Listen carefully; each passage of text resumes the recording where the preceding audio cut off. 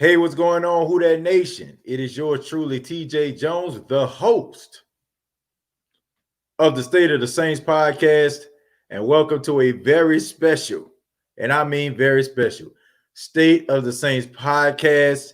This is the very final round.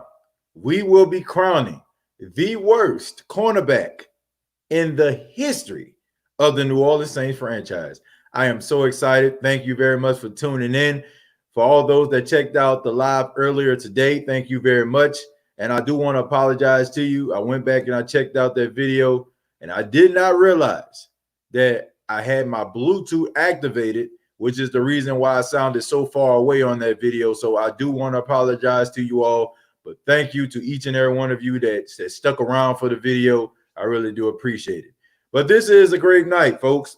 We're finally going to break down and crown the worst cornerback in New Orleans Saints history. I must say, Who That Nation, this was one of those decisions that was very, very tough, because if you followed the New Orleans Saints for a very long time, you automatically know that they had some hot garbage that played in the secondary for the New Orleans Saints. But I think that we have the top three guys that deserve to be in this spot. Number one, we have Fred Thomas. Fred Thomas playing for the New Orleans Saints, coming from the Seattle Seahawks. Then we have Brandon Brown, ironically, played for the Seattle Seahawks, then the Patriots, and then the Saints. And finally, Jason David, the Indianapolis Colt that signed with the New Orleans Saints. And now we're going to break down who is going to be the worst cornerback in New Orleans Saints history. But I'm going to give a few shout outs first. I want to give a special shout out to my guy Chemo. He was first on the list. Brian in the building. Jerry here. Dwayne. So thank you all, man, for checking it out. I really do appreciate that. And Chemo, you was the only one, because soon as I went live, like you came right on. So I appreciate that, man. Thank you so much. So who is going to be the worst cornerback in New Orleans Saints history? But I think I have a change of heart here. Folks. Let's backtrack, because I want to make sure we have enough people. I just started. I don't want to just go ahead and just announce this right now. I do have something on my mind, Who That Nation. And right now, I got to be real with y'all. This is hanging heavily on my mind. And I do have to apologize in advance, because maybe my comments may offend some people, but I gotta say this. I would have to say yesterday. Was it yesterday? Yes, yesterday. I posted two tweets. One was by quarterback Drew Brees, and the other was by safety Malcolm Jenkins. Now, I post these on my Facebook page, the State of the Saints podcast. Well, I don't want to say our State of the Saints podcast Facebook page. And I did it, and I tried to do a little experiment. And I posted both of these tweets because they basically were saying the same thing. Okay, the tweets were about how the NFL players felt uncomfortable reporting to training camp, and the NFL did not speak to the doctors. Now, I talked about this earlier today about, how I felt about this, but that's irrelevant right now. I put Drew Brees' tweet up, who was talking about it. I put Malcolm Jenkins' tweet up, who was talking about it. And I did that because I wanted to see people's reaction based on who they saw. And I noticed some very different energy in the Who That Nation when Malcolm Jenkins said the same exact thing that Drew Brees said. You had people that were clowning Malcolm Jenkins, saying this guy a troublemaker, saying he a team killer. I wish the Saints never signed this guy. But then I looked at the Drew Brees page and I noticed something. I noticed that there were very few comments, and there were no comments talking about Drew Brees being a crybaby or trying to be, trying to start problems in the NFL. I say that to say this, man. Sometimes it's not about the person. You know what I'm saying? Maybe it's not about the issue. It's the person that's delivering the issue. You know what I'm saying? because Drew Brees said the same exact thing as Malcolm Jenkins, and people are like bashing Malcolm Jenkins in a Who Dat Nation. You got a lot of people out here that need to check themselves. Okay, I'm serious. You got a lot of people out here that need to check themselves, because I have to admit, not all, but it seems like a lot of people around here are trying to use certain issues to cover up their prejudice. And I have to say that if you're one of those folks, then I don't want you to be a part of this podcast experience. I don't want you to be on the page, because there are a lot of people out there that are using these situations that are going on in society to cover up their prejudice. And they're trying to hide it behind these issues with football. And they're trying to hide it about these issues with the flag. And they're trying to hide it about these issues when it comes to freedom of speech. Because I don't want to hear that, man. You know what I'm saying? And I definitely don't want to hear from people that don't want to come to the table and have conversations. They rather be keyboard warriors and hide behind their keyboards and talk all this nonsense, and they're not even willing to open themselves up. People need to change their energy. And I'm not saying everybody is a racist. You know what I'm saying? I'm not saying that everybody is out here doing these things, but I just feel like there are a lot of people out here that are disguising these issues and trying to make it like it's about these issues when it's really not.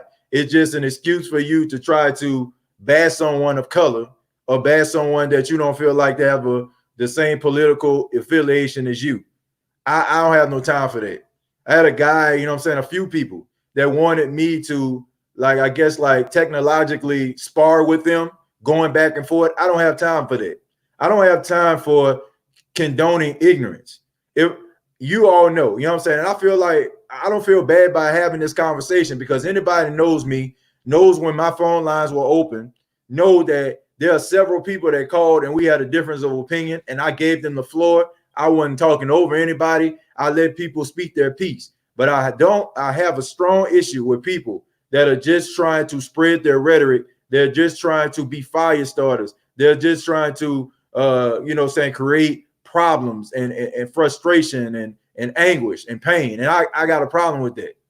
So if you're one of those people, once again, you know what I'm saying, I appreciate everybody, but I don't want those type of people in the room, because that is why we're so far away as people, not only when it comes to social issues, but when it comes to these come to Jesus meetings we need to have. People don't want to have these meetings, but they want to go out here and talk and allow the media to give them a depiction of a person that they can have 5 minutes with, you know what I'm saying, and talk about some of these issues on their own. And for that, I got a problem with it. So all those people out there that felt that way, all I got to say to you is change your energy. Change your energy. That's all I'm saying, because you're looking like, you know what I'm saying, a really, really enraged bigot right now. Like, seriously. Like, I had to erase so much stuff about Malcolm Jenkins on my Facebook page from the Who Dat Nation.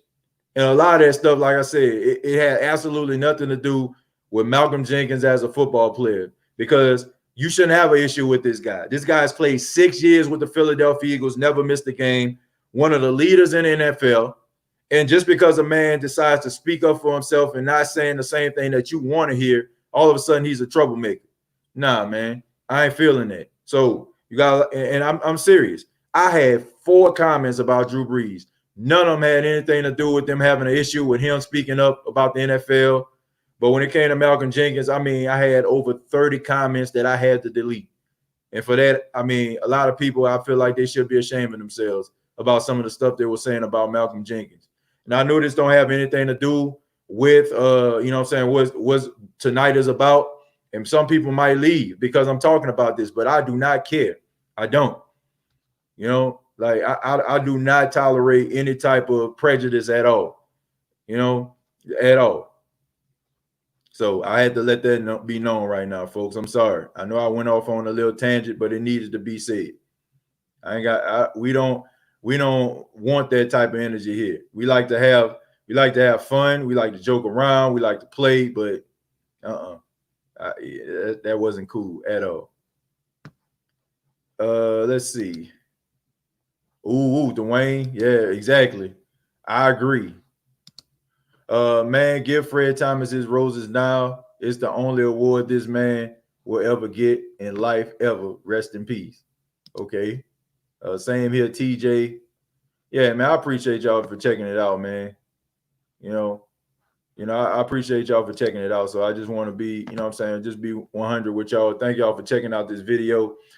And I just want, man, y'all know me, man. Like we family up in here. Anybody that joins the State of the Saints podcast, subscribes to the channel, y'all already know we family. So I feel like family can talk about issues, even if they don't agree. You know, I'm willing to talk to anybody.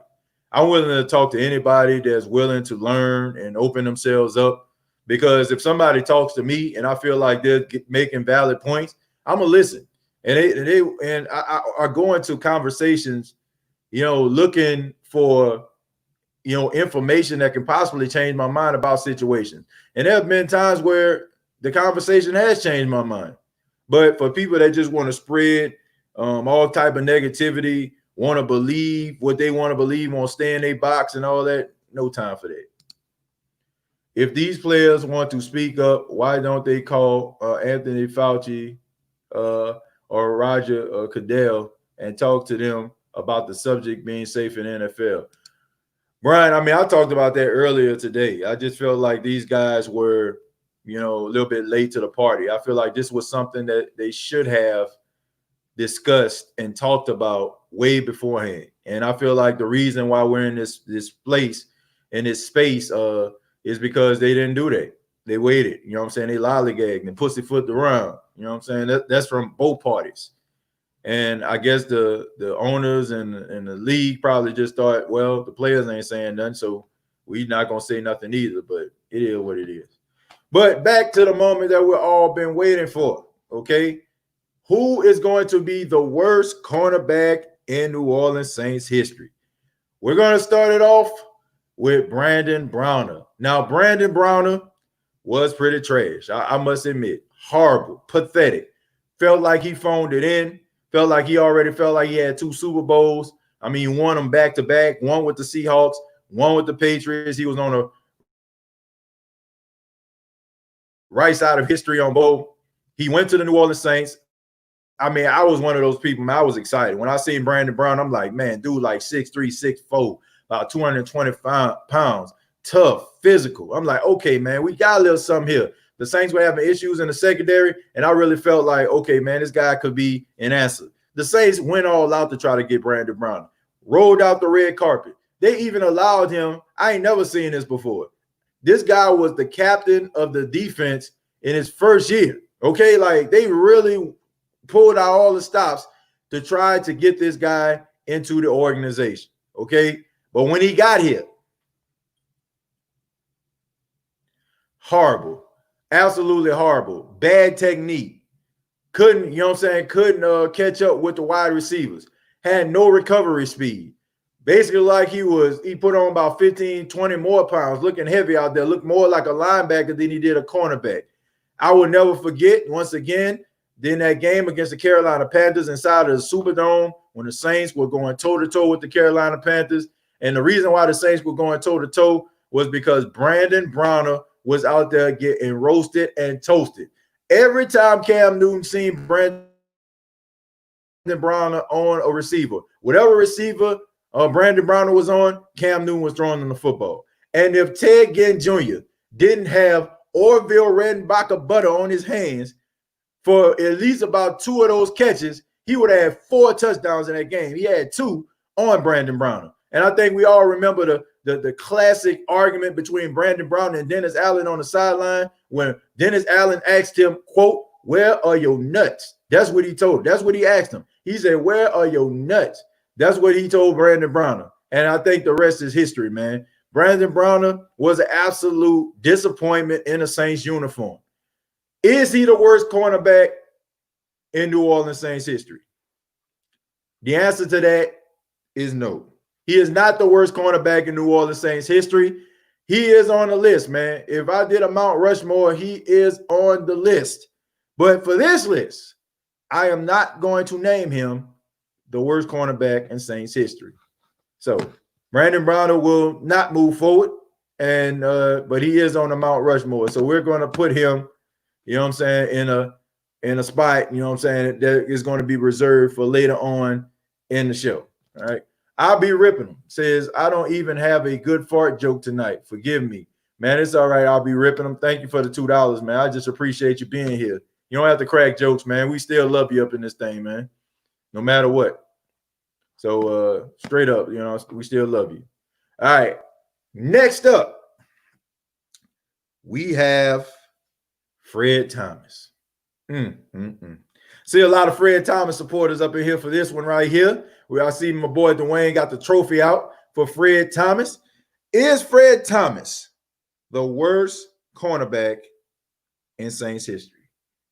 Well, let's go ahead and talk a little bit about Fred Thomas. First off, he came from the Seattle Seahawks. And honestly, he was pretty good. He was pretty good for the Seahawks, man. Like, I went back and I looked at some footage. He was out there playing pretty doggone good.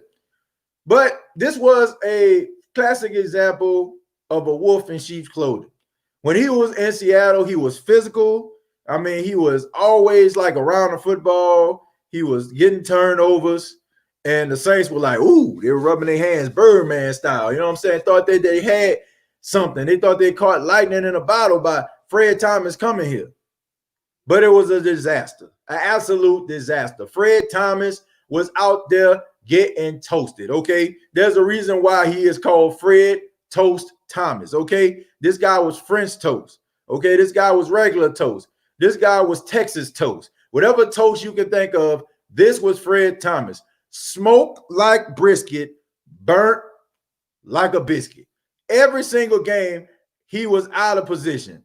And the thing about it is, the nerve of Fred Thomas, for him to wear his socks up to his kneecaps, the fact that he think that he was automatic or something like that, the fact that he on the line of scrimmage, squatting down, you know what I'm saying, all up in the face of wide receiver, like he about to be out here like he the second coming of Darrelle Revis or something like that. Well, Darrelle Revis came after him, but maybe he was the second coming of Deion Sanders or something like that.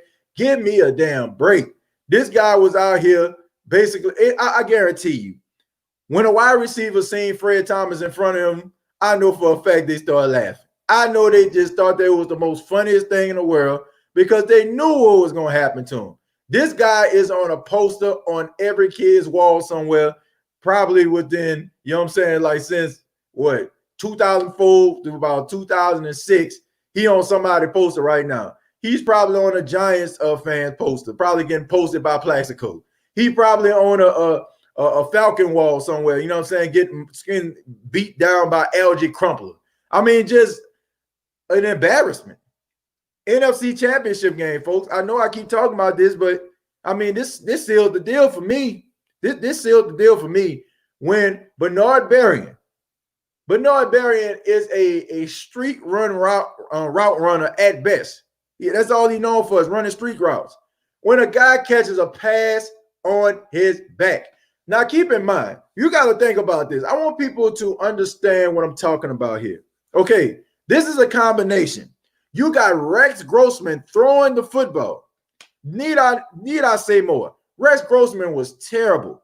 Everybody know the Chicago Bears defense was the reason why they were anywhere near an NFC Championship game. Rex Grossman threw up a Hail Mary. I'm talking about it looked like a Thomas Morstead punt to Bernard Berrien.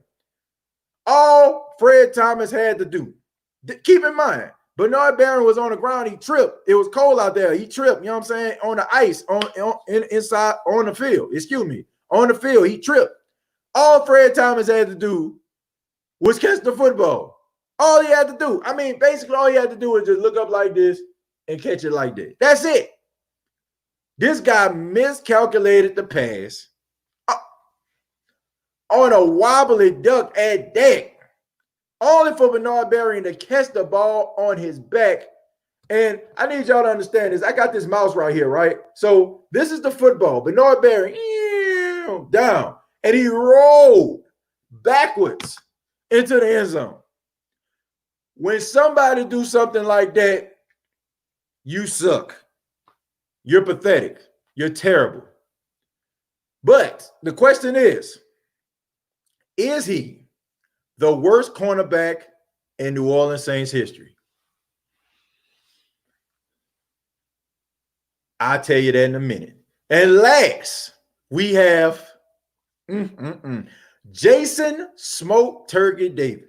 That's right. Jason Smoke Turkey David, another high sock wearer, a person that wear their sock all the way up to their thigh somewhere, like they about to go skiing out there, you know what I'm saying, in Aspen somewhere. But anyway, he wears his socks way up here. He gets a big contract by the New Orleans Saints, another wolf in sheep's clothing, a guy that was known for being a nickel corner, and the Saints paid him like he was an outside corner. This guy was a system cornerback. Tony Dungy kind of rallied behind. He had some good seasons, but he wasn't that good. I mean, he just wasn't. He was not that good. He probably got a lot more playing time because Bob Sanders stayed hurt. But anyway, that's another story for another day. The fact is, Jason David came to the New Orleans Saints, big contract. And I remember Andre Johnson of the Houston Texans beating this dude down the field. I mean, Andre Johnson was out there working that boy. I mean, it was so embarrassing. It was like, you know, like how you have to turn your head. Y'all know, like on them cartoons and stuff like that, when they be making them sound effects like, and you know what I'm saying? People be turning their head because it gets that ugly. It was getting that ugly. Man, Andre Johnson was beating this dude so bad. Like I said, he looked like a referee. He looked like a referee running down the sidelines or something like that, just running, make sure that the player don't run out of bounds or something. He looked like one of the guys that just, you know what I'm saying, maybe like picking something up behind somebody. I mean, this guy was getting beat 20, 30 yards at a time. And yet he's still on the line of scrimmage like he that dude. Getting roasted, getting toasted. And then he followed that up. Now, this is when you trash, okay? You go play against the team that the Saints got you from. Marvin Harrison out there working them. I think anybody, you Google right now, real talk, you can Google Jason David right now. I guarantee you there's going to be the catch that Reggie Wayne caught over him in Indianapolis. That is a fact. This guy was out there getting worked by a team that he went to training camp with. He was getting worked by a team that he went to OTAs and minicamp with. I mean, it was just an embarrassment. He had one good game that I can remember. It was on Monday Night Football, and he caught 2 interceptions. I don't know, man. Maybe he made a deal with the devil. Maybe the devil told him, okay, look, I got this secret stuff right here. Maybe he went to Mormon Mountain where the Monstars came from and got the secret stuff that Bugs Bunny was giving out. I don't know what the hell was going on. But the fact is he only had one good game in a New Orleans Saints uniform, and that was a game on Monday Night Football. He balled out that game. So it's coming down to this. Who is the worst cornerback in New Orleans Saints history? And ladies and gentlemen, the winner is Jason Smoke Turkey David. That's right. Jason David is the worst cornerback in New Orleans Saints history. You heard it right here on the State of the Saints podcast. Now, some of you are probably asking yourself, TJ, man, come on, man. Fred Thomas, man, he suck, he trash. Look, I get it. But you also have to understand the magnitude of Jason David, okay? The magnitude, the money that the Saints paid him in order for him to come to the Crescent City. Fred Thomas was a free agent that the Saints basically picked up for pennies. You know what I'm saying? Like, I'm just being honest. Jason David got the big contract. He was the one out there that was supposed to save the Saints secondary. He was the guy that was supposed to solidify that number one corner position for the New Orleans Saints. Jason David was supposed to be that guy. Fred Thomas was never designed to be that guy. He was just one of the guys that the Saints kind of just picked up along the way. But when they got Jason David, man, they thought they had something major. They thought they was making major moves. Turns out they were not. Okay, so Jason David, Jason Smoke Turkey David, has been awarded the worst cornerback in New Orleans Saints history. But the next question is, who's number two? Well, it's pretty obvious, man. It's Fred Thomas. Fred Thomas is number two. He is the number two worst cornerback in New Orleans Saints history. And following that up is Brandon Browner. So those are your top three worst cornerbacks in New Orleans Saints history, led by Jason Smoked Turkey David. Now, I wish I had a biscuit here that was burnt. I wish I had some toast that was burnt to actually commemorate this moment. But I think we're just going to have a moment of silence. A moment of silence for careers that ended. Careers that ended. They should have ended much shorter than what they did. So a moment of silence for these guys, and we'll just end it like that. All right, there it is. That is your worst cornerbacks. I would love to hear from you. All right, so let's go. I want to hear from you all. Did I get it right? Did I get it wrong? Let's see. Association of Retired Saints cornerbacks. Thank you for the $5. You say you out of pocket for this one, TJ. You way out of pocket for this one.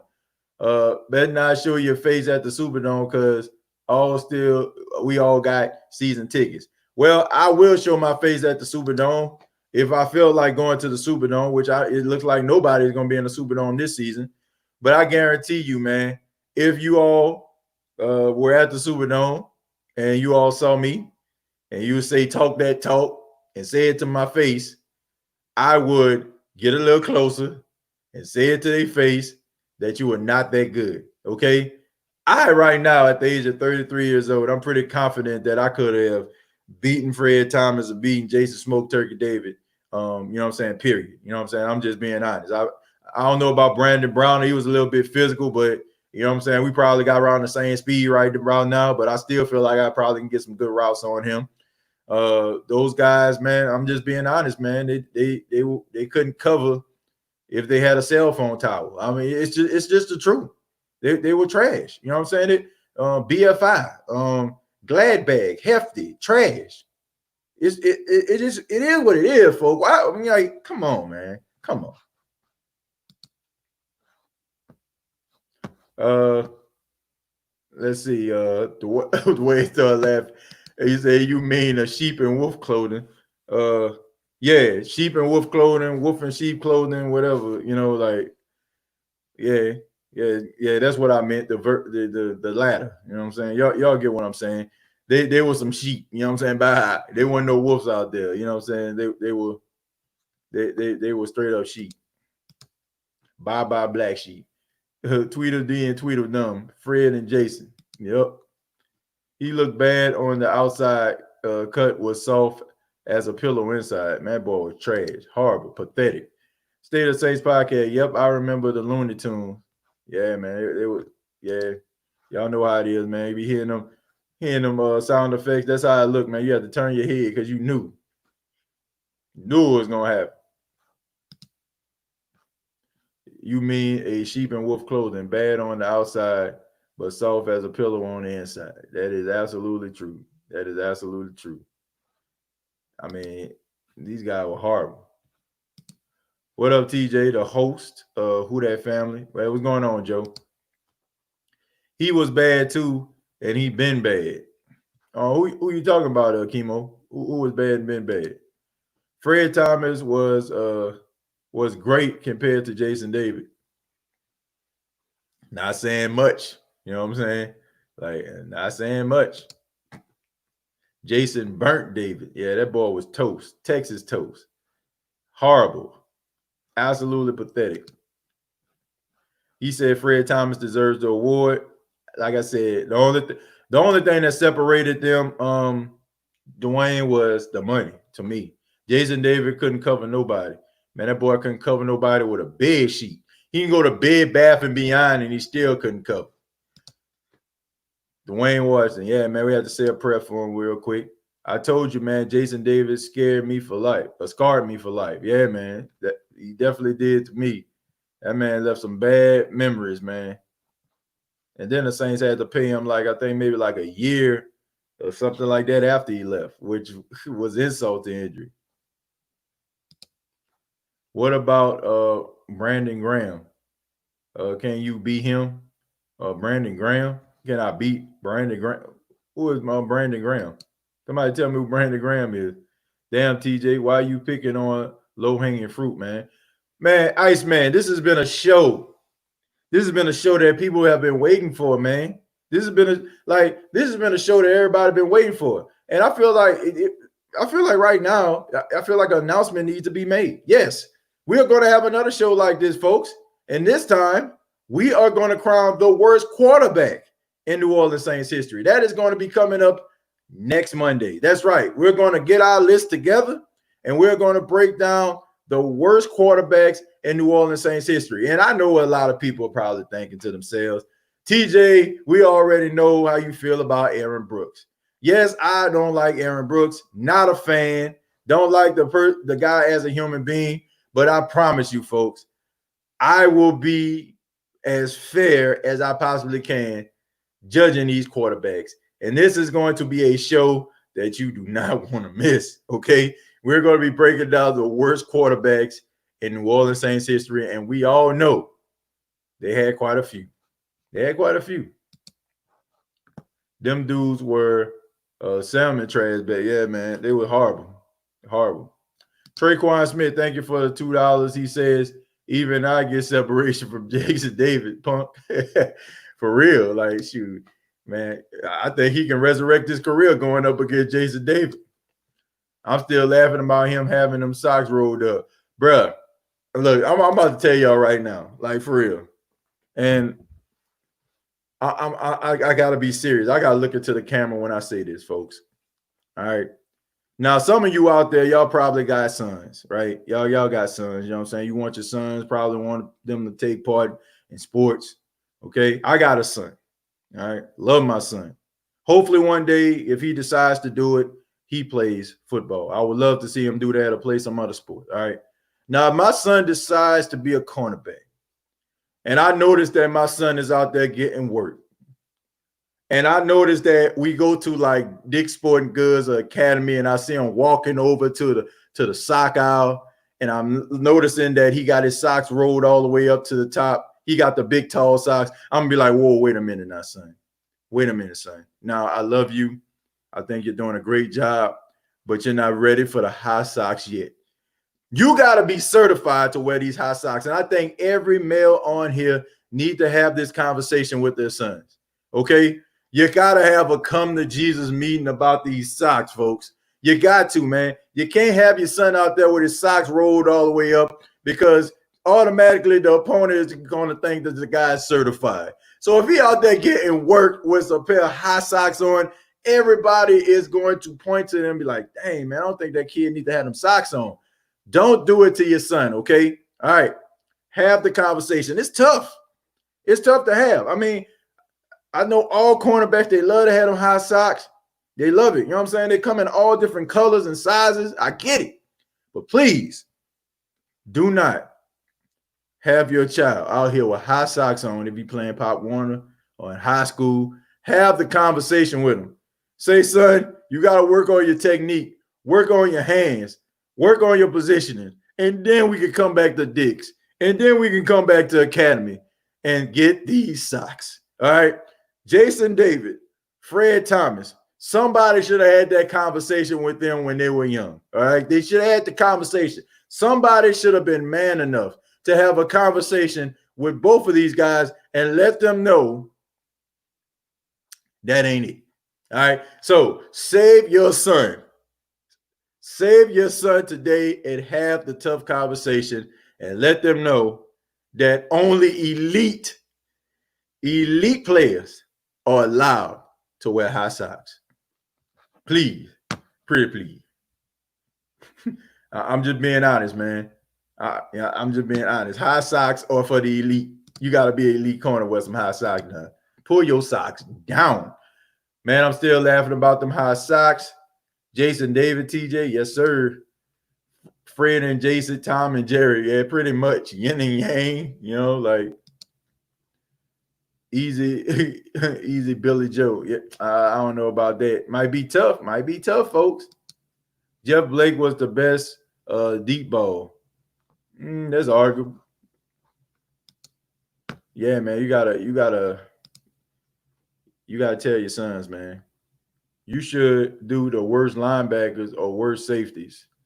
Yeah, man, but we got to get to the quarterback first. Maybe, you know what I'm saying, later on. I love doing these top 10s, and I'm probably going to transition from doing voiceovers like real soon on the top 10s to give you all something to, you know what I'm saying, just little entertainment purposes. I feel like me doing like voiceovers and stuff like that, and while doing slideshows, it might be helpful. So, High Socks, thank you for the $2. I'm tired of weak corners thinking they earned me. Thank you very much, High Socks, for the $2. Me too. Me too. You are not allowed to wear high socks if you're not good. Okay.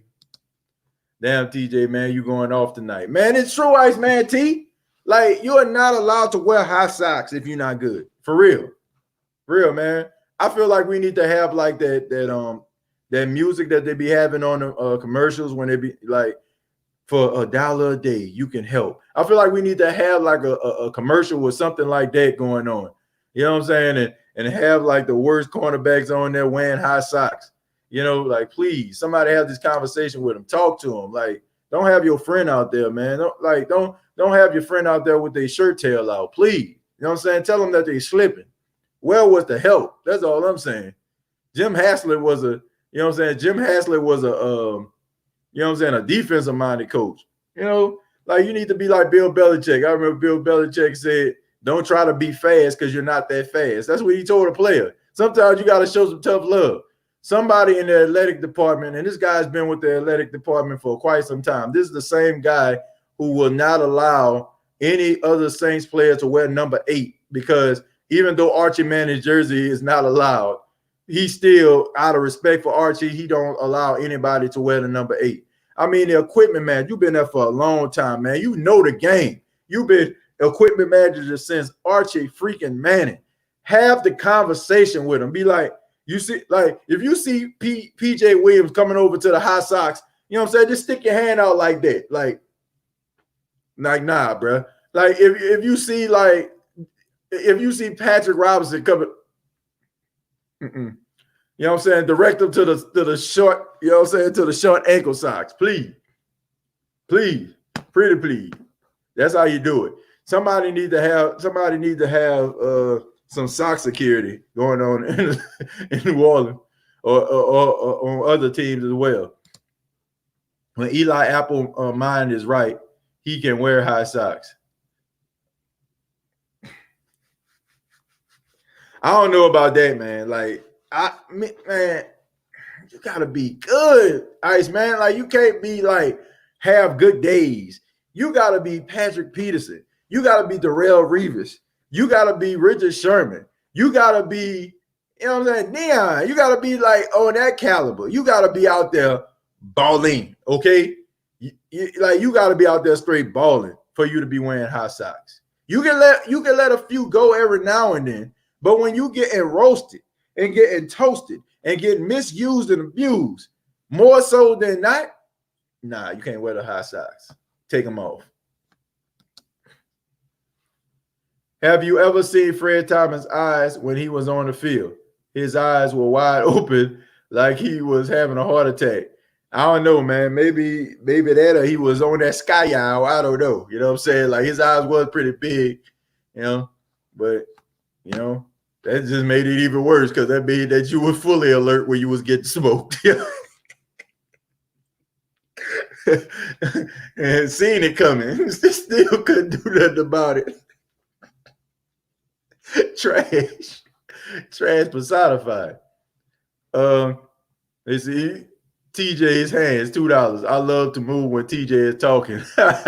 Yeah, man, gotta move your hands, man, so you can understand the magnitude of the conversation. So thank you very much for the $2, TJ's hands. The Truth Hurt says, you took the words right out of my mouth about Jeff Blake. I think if it wasn't for that injury he suffered, he probably could have did big things in New Orleans. Yeah, man. Jeff Blake was one of those guys that, got the short end of the stick. Yes, I'm going to say it because he was a black quarterback during a time where people didn't really look at black quarterbacks for being smart. You know what I'm saying? And plus, on top of that, he went to the Bengals, which was an absolute dumpster fire. So, it didn't help his cause either. Hey, TJ, did you hear about the Saints maybe landing Everson Griffin? No, I didn't hear about that. And if that happens, I would be really excited about that. Hopefully, they can have some conversations about, getting Everson Griffin. I wouldn't mind seeing him in the Saints uniform, but let me see my phone.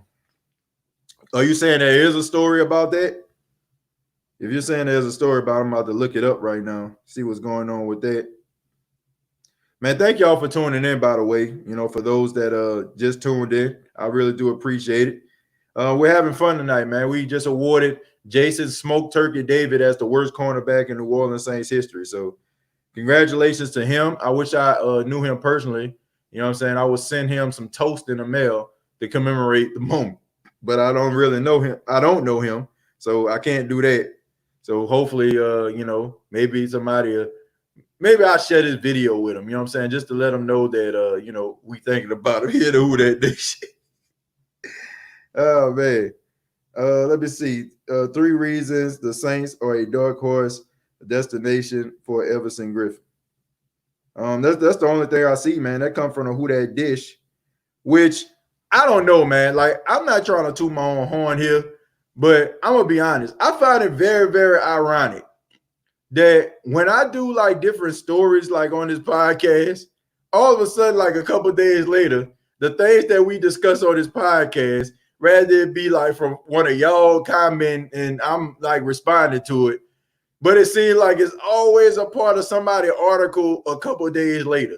Now, I'm not saying, and I'm not that confident enough to be like, man, we out here, you know what I'm saying, like, you know, creating a wave or not, but I find it very ironic that at least I can think about 4 stories that is 4 topics that we've done on this podcast, and all of a sudden it become the topic of conversation, or somebody that follows the Saints wrote an article about it. I'm just saying, like, I don't have no problem with that. I'm happy that we are influencing, you know what I'm saying, if that's the case, but I just find it very ironic that that's happening. By that logic, Marcus Williams can't wear high socks. Nah. He not high sock worthy yet either. Yes, I will agree. He's not high sock worthy either. No, I like Marcus Williams. Everybody know, man. I will go out on a limb for Marcus Williams, but nah, bro, you ain't tackling kneecaps and giving up plays at the end of games and stuff like that where they matter most. Even though I like you and I think that you can learn from it, but nah, bro, you can't wear your socks out. No, he don't deserve it either, Ice Man.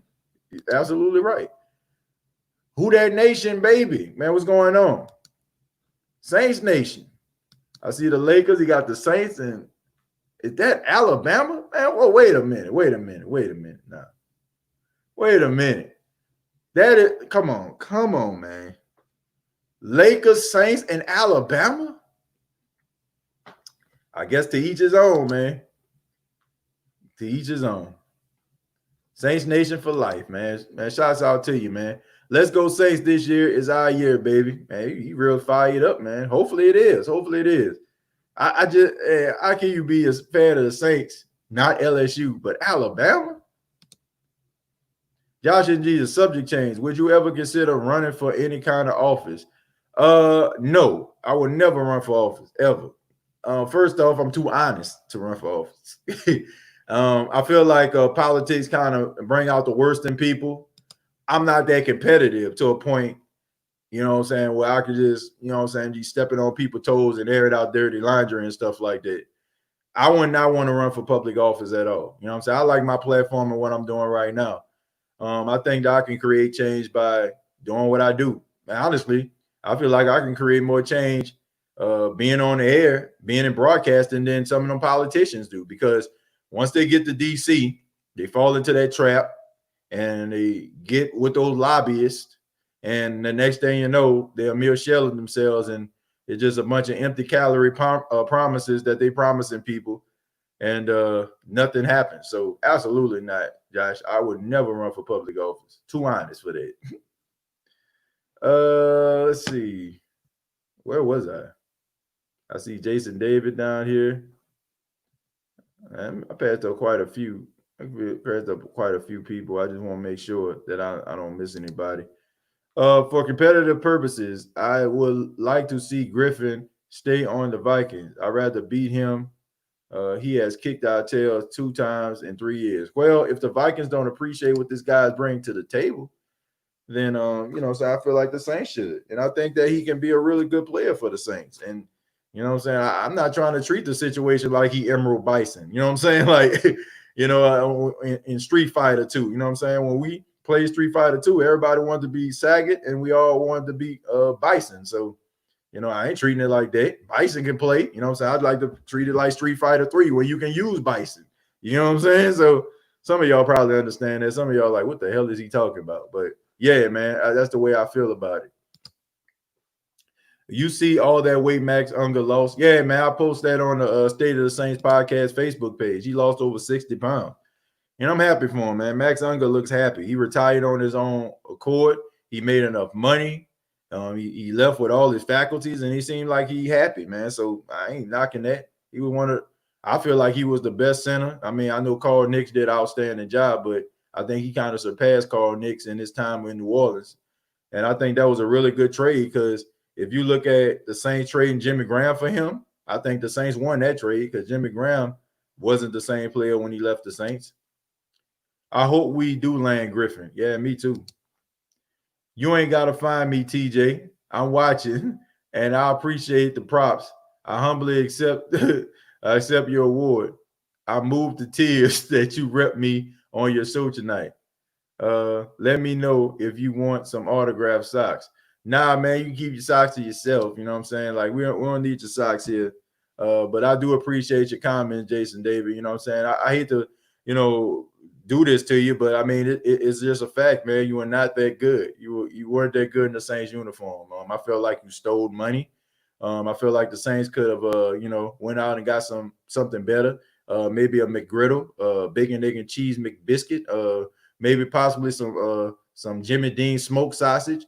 Maybe some Patton High sausage. I mean, I can think of so many other things that the Saints could have got that would have been better than your performance. You know what I'm saying? Like, I think, lifestyle condoms have better performance than he has on the field. You know what I'm saying? Like, I mean, just being honest. The dude was trash. Absolutely trash. So that's the way I look at it. Is Marshall Lattimore high sock worthy? Not there yet. Okay, he need a couple good years. He can't be taking plays off. He can't be getting lost in the lights. Okay, and he definitely got to make some more plays. I mean, good technique is good. Good hands and shutting people down is fine, but you got to have some turnovers too. Dion, you know what I'm saying? Dion used to go out there, lock people down, and when the ball come his way, he used to do something with it. You know what I'm saying? He used to catch the ball. So he's not there yet, but give him about 2 or 3 more years, maybe he can put them high socks on. Man, have you heard about what Breeze said about COVID today? Nah, if you're talking about the fact that he saying that the players want to play, and NFL need to talk to their doctors. Yeah, I did see that. Look, I don't know, man. Like, these players, they don't get the respect they deserve. I will say that. I mean, I think each and every one of you, whether you are the biggest supporter of the NFL coming back due to COVID, you know that these guys be getting the short end of the stick. They are not respected. They don't get the respect they deserve. And I think that these guys understand, man, that the NFL don't care about them, but they holding these guys accountable. They understand that these owners are money hungry and they're using it to their advantage. And as long as they, continue to speak out and do something about it, then I don't have no problem with it. I sent Everson Griffin a message via Instagram. I liked a few of his pictures, and I've noticed a lot of Saints players are on his friend list a lot. Well, that's good, man, because they know he's talented. And, these guys talk to each other, man. It's business when they're out there on the field, but they got a lot of respect for each other. So Bird had on high socks, and he cashed in on Saints brass. Yeah, man. You know what I'm saying? Like he said, a sheep and wolf clothing. You know what I'm saying? Like that's the right term. A sheep and wolf clothing. You know what I'm saying? Like that's what he was. I mean, but I will concede that in Buffalo he deserved to wear high socks. Okay, he had that real good year. We had 9 interceptions. He deserved to wear high socks. Okay, but after he came to the Saints, man, pull your socks down, bro. You're embarrassing us. Alabama won lots of championships than LSU. So, you're a grandstander. Okay, I got you. I'm just kidding. I'm just kidding, man. I'm just kidding. You can like Alabama, man. There's nothing wrong with that, man. Ain't nothing wrong with that. A lot of people in, Louisiana might have a problem with that, but I can understand why people like Alabama.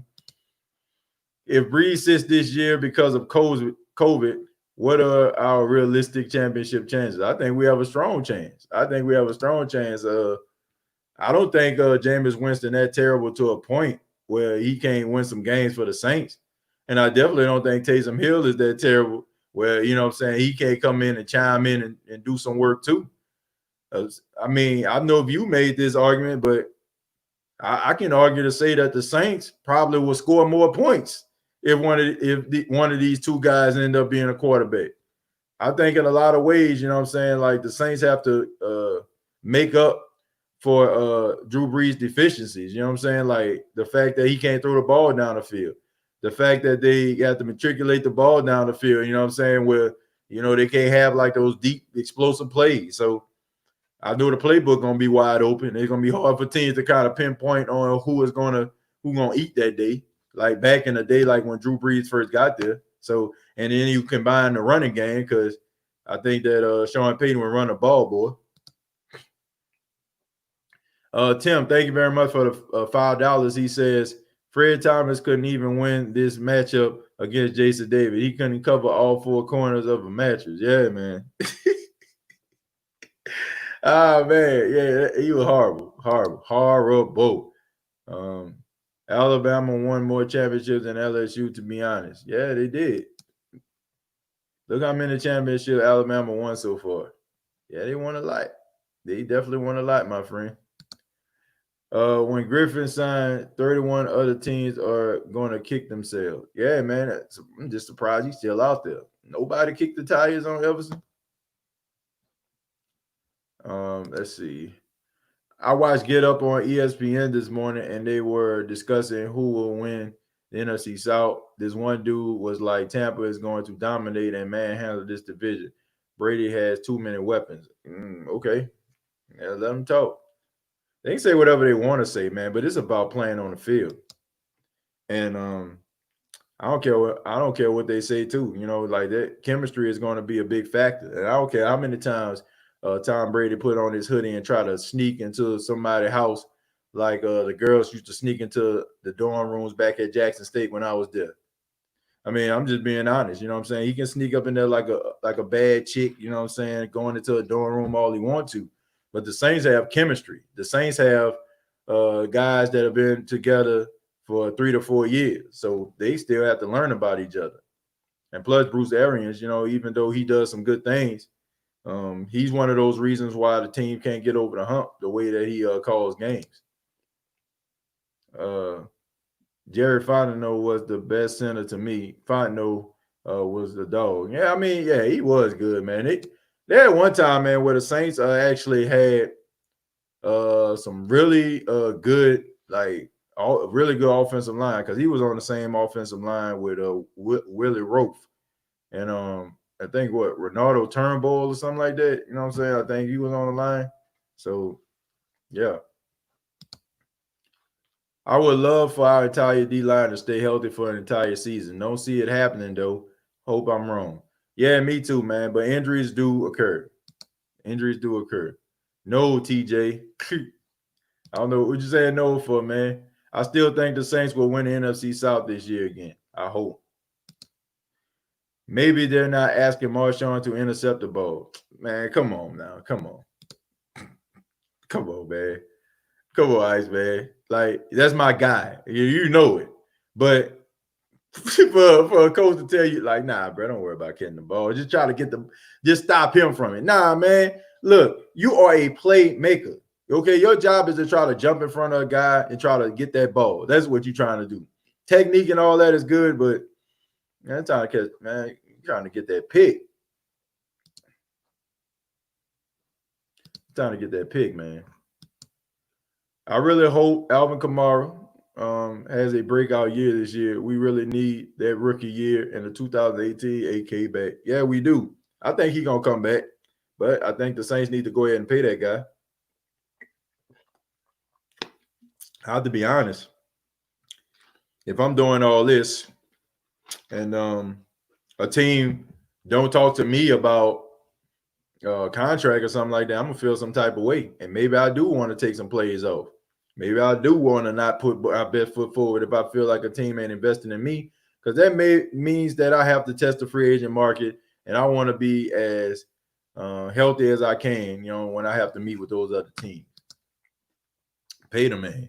Do you think the Saints can trade for Jamal Adams, or the Saints are just going to stick with former Eagle safety on defense, Malcolm Jenkins? Well, I don't think the Saints are going to try to get Jamal Adams. He's too rich for their blood. I think they're going to roll with Malcolm Jenkins, man. Malcolm Jenkins is a leader. He's not what he used to be. He's probably not as fast as he used to be. Never was really fast in the first place. But he is a smart, instinctive player, and he's a really sure tackler now, and he's not afraid to put his he's not afraid to put his head in there in order to make a play. And if you combine his leadership and his knowledge, it can really help some of those young players really get the full potential pulled out of them. So I think they can live up to their full potential. I think that he can help them with that.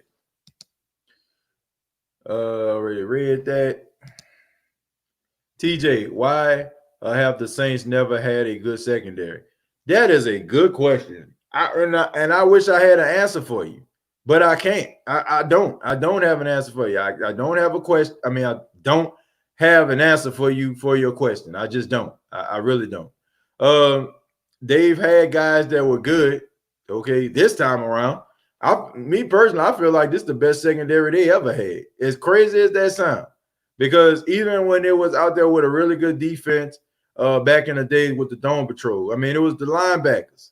Okay, it was the 3-4. They was getting home. They was getting pressure on a quarterback and getting sacks. It wasn't so much about Toy cooking them. Boy was trash. You know what I'm saying? But the defensive line and the linebackers made up for it. Yo, TJ Jones, my question for you is, do you think the Saints can trade Jamal Adams? I already read that. Corona Gate. What do you think about the Redskins? What they did to a female? I think that messed up. You know what I'm saying? I think the investigation is still going on. So still gonna reserve my judgment till all the facts come out. If they did do what they say if they do what she said they did, it's an embarrassment. And the Redskins already got some issues going on as far as what they name and trying to win back the respect of some of their sponsors. So I don't think they actually need this on the agenda. So if they did it, it's horrible. Absolutely horrible. Kraft was trafficking and sleeping with Asian babies, and NFL didn't do nothing. So who cares? Yeah, man. I mean, he was found in that massage parlor, man, asking for a happy ending, and end up getting caught up. But money talks, man. Money talks. 15 female sexual assault, former Redskin employee. What do you think about that? I think it's horrible if that would happen. But you have to forgive me, Brian, and I'm not trying to be not be sympathetic towards this case, but we do live in a world today where people lie and they clout chase and they do anything to try to get some attention. Now, I'm not saying the women are doing this. Don't get me wrong. I don't want anybody to say, man, TJ out here, man, he's supporting sexual assault. No, he is not. I'm just saying, man, you got a lot of people out here that be trying to take people's career and just be trying to capitalize on a movement, and they be trying to get that bread. So I'm going to reserve my judgment till all the facts come out. If all this comes out and is true, then I'll be singing a different tune. But right now, I'm going to say I'm going to have to wait. I watched the same season from 2018, and my goodness, we put so many points on the board. It just hurt to think it all ended because of a 9 pass interference call. I hate the Rams now because of it. That was horrible. I feel like that was the best Saints team ever right there. And I think they're one of the best teams. They ain't never won a Super Bowl. If the NFL did a top 10 on this subject again, I guarantee the Saints would be in that thing. Probably be number 1. You must have forgot about cornerback Milton Mack, another all-time great garbage. No, I didn't. He just didn't make the list. He just didn't make the list for me. I thought about him, but he didn't make it, man, when it all come down to it. I knew we would stack that defensive tackle, but I wonder how Davenport would fare in there versus outside. Well, you can put them in there from time to time. I mean, that seems like that's what teams are doing now. They're putting their fastest pass rushers on the inside because those guards aren't that fast. You know what I'm saying? So maybe that's something that they can explore. I mean, the best thing for you to do from year to year is to see things that worked around the league and maybe try to implement that into your playbook. So, food for thought. Where was I? The way I see it, the main reason why the Saints didn't win a Super Bowl these past 3 years is because our offense did not show up. Mainly Breeze and Sean Payton did. Yeah, it didn't show up when it matters most, man, which is in the postseason. You got to show up. And the Saints did not show up in the postseason. And the offense seemed like they just took a back seat. Seemed like people were just kind of on edge, nervous, scared. I don't know what the heck was going on. Like I said, man, I felt like Drew Brees played like the mafia, caught him outside the Superdome before he walked into it or something. Drew, I hope you have a good game. Be too bad if you end up losing one of your legs, huh? You know what I'm saying? Something like that. Like they threatened him on the slide, something like that, for him to play bad. I don't know, man. It looked pretty bad. TJ, would you view the Saints the same if they were found guilty in that child abuse case? Yeah, I would. I would, man. I definitely would be appalled. Okay, having a son, I can't look past a lot of things now. You know what I'm saying? And I know a lot of guys out here, man. They got little girls. Women out here got little girls, man. Man, I would definitely look at them differently if that was the case. Poor Bill Cosby, man. Free the pudding pop, man. Pop a pill for Bill.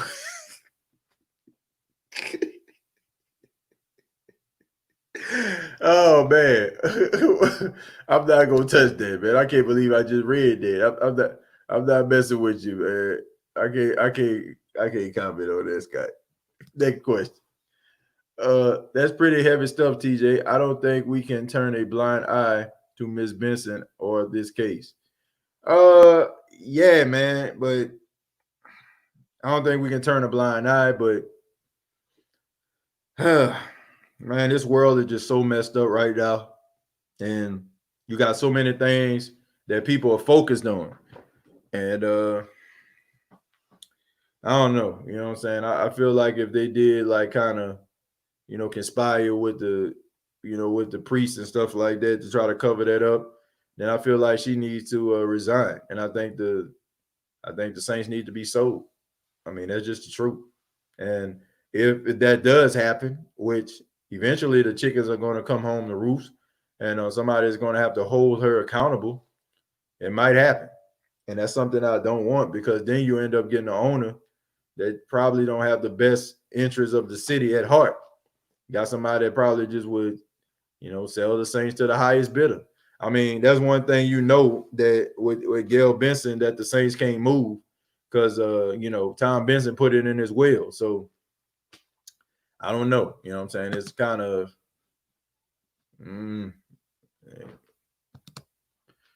Rob Gronkowski missed 29 games in his last 8 seasons. What do you think about that? I think that even though he missed those 29 games, he's still a beast. I think that he still has something left in the tank. I don't feel like he's the Gronk of old, but I do feel like he's gonna make an impact. He arguably one of the best tight ends to ever play the game. As far as the sexual assault go, I truly believe a lot of these females be making stuff up. Hate to say it, but I don't want to say a lot, but there are a fair share of females that are trying to clout chase and trying to put these guys in precarious positions to capitalize monetarily. Okay, I do feel that way. It's sad though, you know what I'm saying? And it's sad because the truth hurts. We got to have these type of conversations, and we just can't take people word for it. I think about where we came from as a society. We went from guys selling land by a handshake. Okay, you go to a guy and be like, "Man, okay, I'm gonna come back and I'll buy this land from you in a week. Can I move my stuff on here right now?" Yeah, that's fine. handshake. You know what I'm saying? And that's it. That was the contract. Then, you know what I'm saying, people become a little bit, you know what I'm saying, less trustworthy. You know, well, you know what I'm saying? They ended up more less trustworthy. And now you have to get contracts and all that kind of stuff going. You know, like it's crazy. And now it's like you can't even trust what you see now. You know, like even videos you watch. You know, you end up like watching a video, they show 45 seconds of the video, and you like, dang, that's messed up. And you all outraged, and it turns out the other half come out, and a person that you outraged about, you know, you like, dang, man, I ain't see all that, and you feel bad for supporting them. So yeah, man, this is a cloud chasing world that we in right now. People, everybody trying to get on. Everybody trying to get on, make it any way that they can. Lie, cheat, steal, and then you have people out there that's really trying to do it the honest way. Then you got people out here that trying to capitalize on their body, man. Y'all follow, man. Y'all know Instagram. Y'all see Facebook. Chicks out here, you know what I'm saying? You know, hoping that a star or something like that fall into their DMs after they see a picture of them half naked and take them away from all their problems. That's just the world we live in right now, folks. When we had Darren Sproles, P.I. Thomas Ingram candidate, yeah, we were pretty good at that time. We definitely was. They were pretty doggone good. Man, I'm ready for some Saints football. Those games be lit. Yeah, man, they're gonna have to be lit at the house, man. You know, the only thing that's gonna be lit is that barbecue grill. Cause it don't look like you're gonna be able to go to the Superdome, man. They gonna end up canceling you know, these season ticket holders and probably access to the Superdome. So yeah, man, you're gonna have to fire up that grill. I think your secondary looks more susceptible when you have a high-powered offense because you score points, which force the opposition into chuck mode all game. That is true. Like if you can get ahead of a team by a couple touchdowns, that forces them to throw the football, and that gives the cornerbacks and stuff like that opportunity to catch interceptions. Excuse me, folks. Been a long day for you, boy. Y'all know I did that morning show this morning, so probably about to wrap it up in a few minutes. Thank God for you. I'm so tired of LeBron and Dak talk. My God, man. And just for that, even though I appreciate those comments, I'm not even gonna mention any of those guys right now. Okay, I'm not gonna mention any one of them. We're gonna keep it on topic. I already read that one. Iceman T. Who that? Giving a shout out to Iceman. Tom Brady will have 40 touchdowns in 2020. What do you think about that? I think you smoking that stuff, man. That's what I think. That's what I think. I think that you on that high grade weed if you think that Tom Brady throw 40 touchdowns. That would not happen. Redskins just in an entanglement. Yeah, I guess so. Yeah, I guess they are in an entanglement, but that type of entanglement they in might cost somebody some time. You know what I'm saying? In federal prison. They have to do some time on that. And a player like Everson Griffin along with Cam would be insane. I agree with that. TJ, what percentage are you in the certainty of a season this year? Let's be honest. I don't want to risk any NFL lives just for kids game. Like, do you really need the distraction? It's hard to hope. Well, the percentage that I would give is about 75%. Okay. I think it's a 75% chance that the NFL will be played this season. 25% chance that it will not happen. That's what I think about it. I agree with you. I think that you want to put these players' lives first. I understand that we love football. It brings us all together. I feel like it's that pastime that no matter what color you are, no matter what side of the aisle you're on, whether you're Republican, a Democrat, or a libertarian or whatever, football brings us all together. That's one language that we all speak that I feel like, that we all love, so I would love to see football, but not at the expense of the health of the players. What's wrong is that this country has gone away from the Most High. Yeah, man, like that, but that's the way that you do it. You take people away from the Most High by showing and displaying that there's little to no hope. And then people feel like they have hope, you take it away. And when a person feel like they're hopeless, they don't know where to go. And when a person don't know where to go, they follow anybody. Okay, so I do feel like people are not as embedded into the faith. Rather, what I'm saying, whatever faith. What I mean, you ain't even have to be like a Baptist or Christian or whatever like that. People just seem like they don't believe in anything anymore, which is scary. State of the Saints. That's why I'm watching you, TJ. You my dude, man. I appreciate that, man. Thank you so much. I try to be as honest and as I possibly can. I try to give you all the show that you all can enjoy. I try to interact with you all, let you all know that you matter because you do, and I appreciate that, Jerry.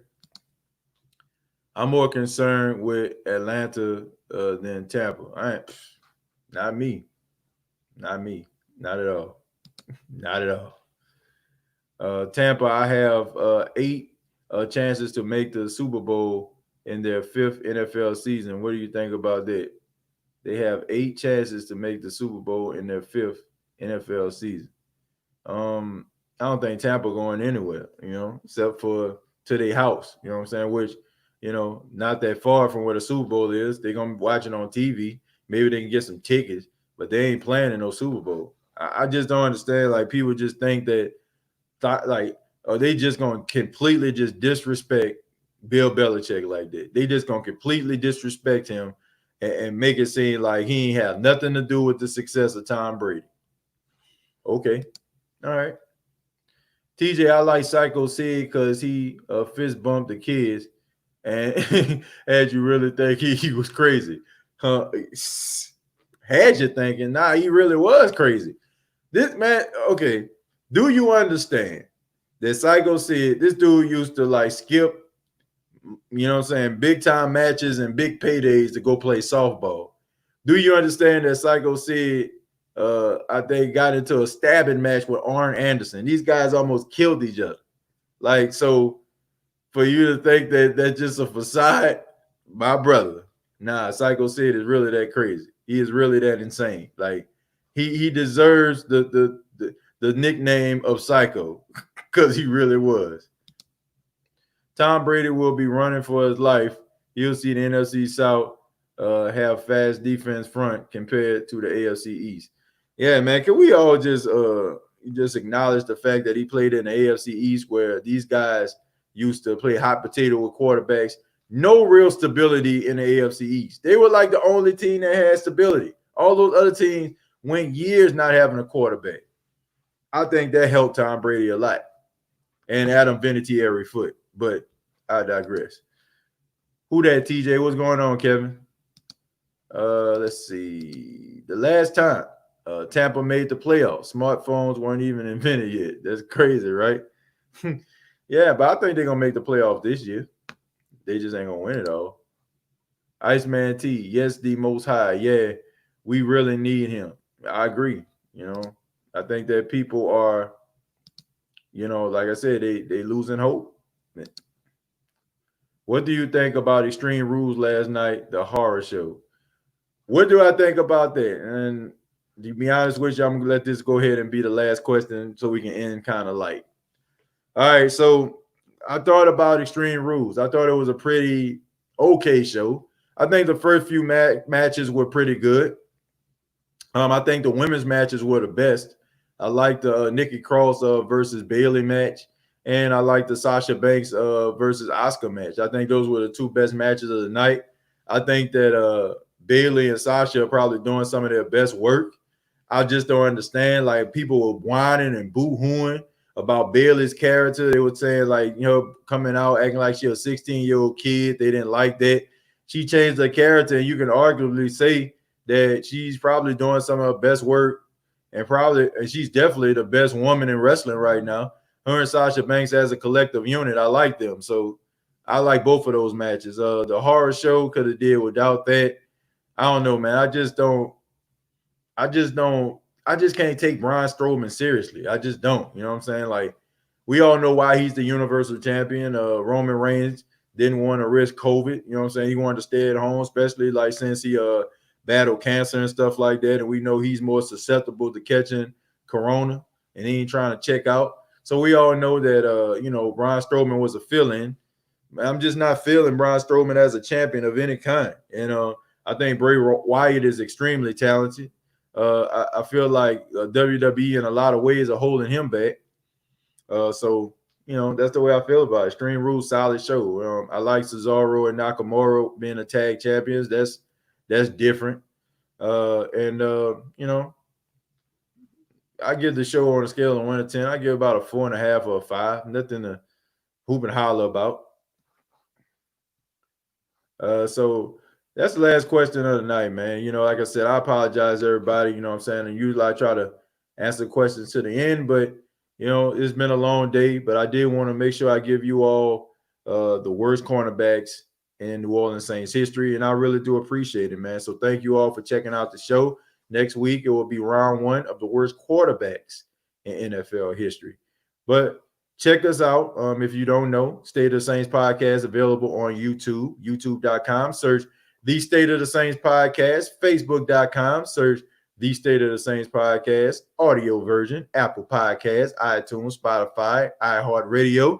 And thank you all so much for your time, man. And check out the Unapologetic Podcast.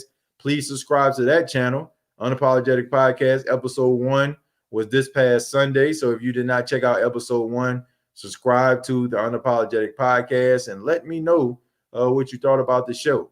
We're going to, talk tomorrow. We're going to have a show. It's probably going to be a Q&A show.